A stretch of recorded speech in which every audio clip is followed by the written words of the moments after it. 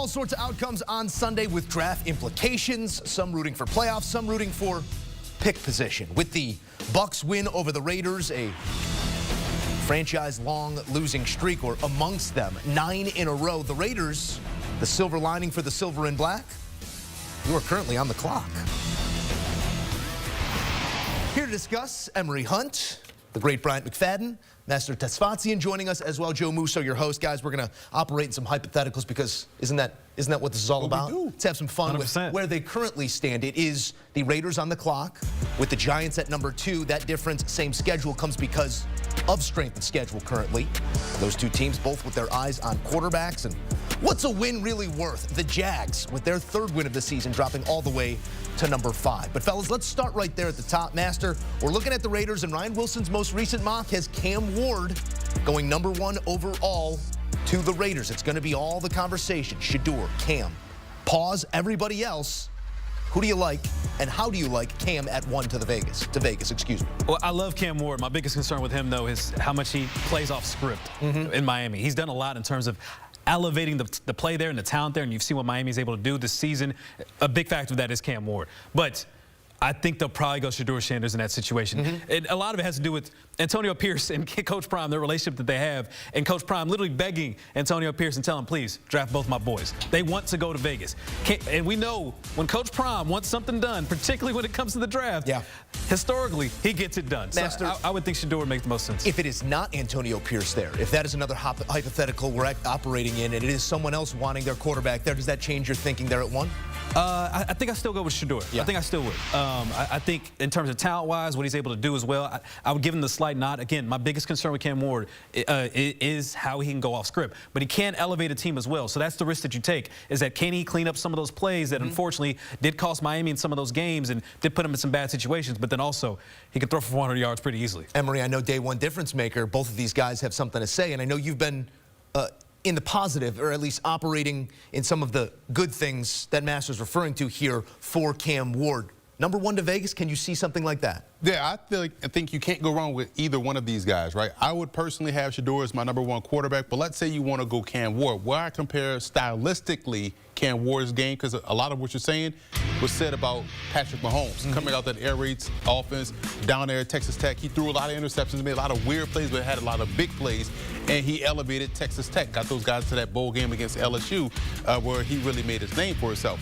Cam Ward did a great thing down at Incarnate Word, had those guys in the postseason, went to Washington State, got those guys into a bowl game, goes to Miami and had them on the precipice of the playoff. So I can understand why someone would like him, but for me, Shedeur Sanders is the closest thing to Joe Burrow because he's athletically like him, he's calm like him. We've seen him battle-tested at Jackson State and also at Colorado. And being Deion Sanders' son playing quarterback, that's an immense amount of pressure. And New York would be the best fit for him because it's all pressure out this way for a quarterback. We are living in Ryan Wilson's world. We are operating with this current mock. Again, Cam Ward at 1 to Vegas, Mac. In terms of the targets, when you're looking at New York relative to Vegas, better situation for a quarterback is where? You got Brock Bowers in one place. You got Malik Neighbors and a young running back in the other. I probably would say the Raiders. Okay.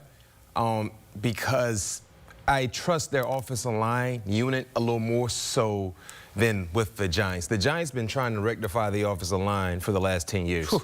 They have yet to be able to do so. So will they be able to right their wrongs instantly? Well, recent history tells us probably not. So when you talk about protecting your young quarterback, heck, your favorite quarterback now, Caleb Williams, he can't show you how good he is because his offensive line has done a horrendous job in protecting him, a la Jayden Daniels and what he's being protected with in Washington. So that's a big-time important factor for me. When you look at the wash at the pass-catching position, Brock Bowers is a legit go-getter. The same can be said for Malik Neighbors, but because of everything that has happened with the offensive line in New York with the Giants, you haven't really been able to see Malik give us what he gave us in the first month of the season. So me personally, if you're looking at any one of these young quarterbacks, I agree with both of you guys. I think they're 1 and 2.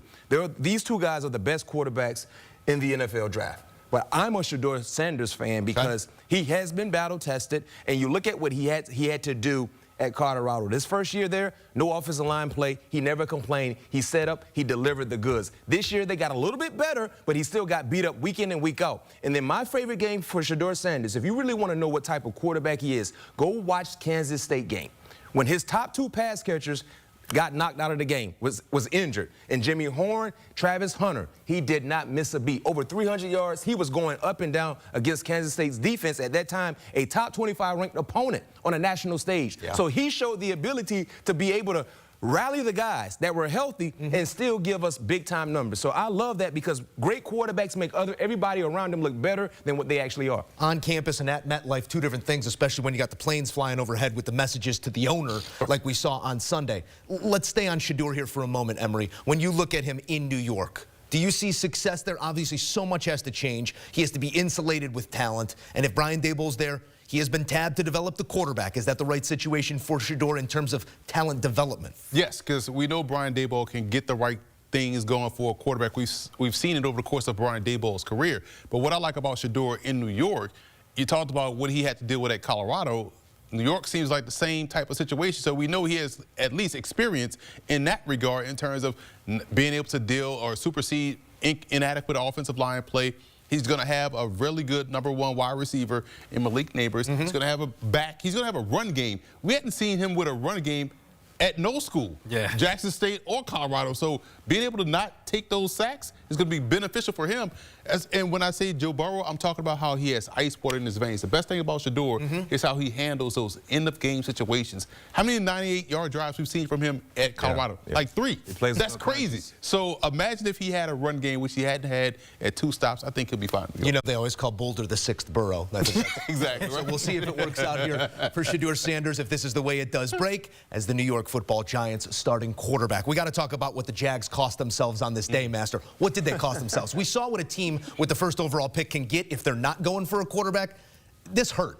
Yeah, it hurt, but fortunately for them, I still feel like they're in control of their destination, if you want to say that, because they will face the Titans once again, they will face the Jets as well, and they will face the Colts. So in terms of scheduling-wise, they're going to face a lot of these teams that you're going to see at the bottom of this barrel in this bracket trying to fight for and jockeying for position. The most interesting thing for them is, though, if they do end up getting the #1 pick or the #2 pick, what do you do there decision-wise? Because what do you make of Trevor Lawrence right now? It's going to be a complete rebuild. We're assuming that whatever happens with Doug Peterson, we would assume that they would probably move on at the end of the season. And if that's the case, do you have to relook at the quarterback situation? And can another quarterback, a Cam Ward or Shedeur Sanders, can they have a bigger and higher ceiling than what you've seen so far from Trevor Lawrence? And a lot of Trevor Lawrence's issues, obviously, with the injuries, et cetera, but say you get the 3rd pick or the 4th pick. Do you go Travis Hunter and get the duality of his ability to play wide receiver, his ability to play cornerback? Do you go for the offensive lineman, which I think is an underrated aspect of the top 10 picks as well? I love Campbell at LSU, 6'6", 320 pounds. We've seen what Brad Holmes has been able to do in terms of building out the trenches, building out the offensive line, and how that can change your team. And then you get a veteran quarterback like a Jared Goff type of guy, maybe a Sam Darnold for a team that's struggling, that needs a veteran quarterback. You shore up the offensive line and gives you a better chance to perform if you feel like you're in a win-now situation. I think those are options that are available, but you have to figure out what you want to do with Trevor Lawrence first, and then you can build around everything else. And there's some great pass rushers, too, not to mention in terms of the top 10 picks. A lot of guaranteed money that they just inked this offseason kicks in next season for Trevor Lawrence, tied to him. If you could find a suitor for that contract, then you're talking, if not, likely your quarterback, but you still want that top overall pick and control everything beneath you there at 2 and 3 with teams that totally are going to need quarterbacks. Fellas, we appreciate the insight, as that is our draft recap or draft wrap-up as we look at Ryan Wilson's most recent mock. It's Cam at 1, Shedeur at 2, and then the rest from there.